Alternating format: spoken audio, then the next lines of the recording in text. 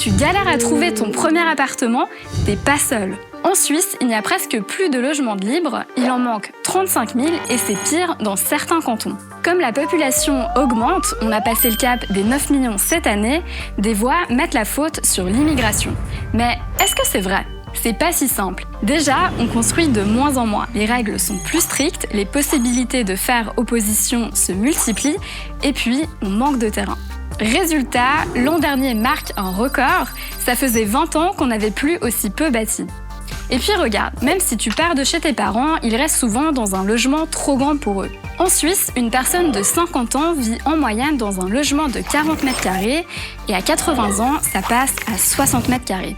Déménager ne vaut pas le coup. Si tes parents ont signé leur bail il y a 10 ans, un logement plus petit leur coûtera plus cher aujourd'hui. À moins de bénéficier d'un programme d'échange comme il en existe dans le canton de Vaud. Tu vas me dire, on pourrait ajouter des étages au bâtiment pour loger plus de monde. Par exemple, à Genève, la hauteur maximale des bâtiments a été augmentée de 3 mètres dans la loi en 2008. Et hop, 1500 logements en plus. Imagine, si le canton de Zurich avait la même densité que Londres, il pourrait loger l'entier de la population du pays. En réalité, 3/4 des bâtiments sont protégés et une surélévation est un cauchemar pour les locataires.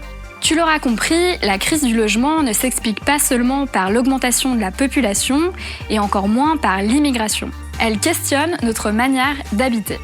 Et toi alors, quel changement tu aimerais voir dans ta ville ou dans ton village? Dis-le nous en commentaire.